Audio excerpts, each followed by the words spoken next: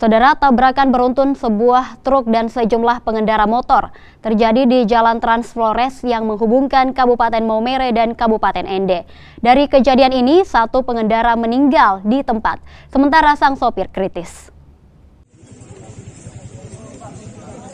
Tabrakan beruntun melibatkan sebuah truk dan pengendara motor terjadi di Jalan Trans Flores. Truk naas yang melaju dari arah Kecamatan Nita menuju Kota Maumere menabrak sejumlah motor di Kelurahan Nanglimang. Usai menabrak motor, truk tetap melaju dan menyeret sebuah kendaraan hingga 1 km.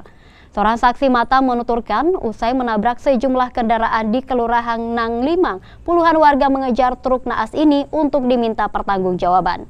Kejadian ini masih dalam penyelidikan kepolisian, sementara muatan truk naas berikut 2 unit motor kini diamankan di Mapolres Sika. Lihat ini truk yang ini. Truk pelaku itu lewat di jalan lingkar luar menuju ke arah timur. Ya. Kami satu searah ke arah timur. Dari belakang truk itu ada sekitar 30-an motor kejar dari belakang.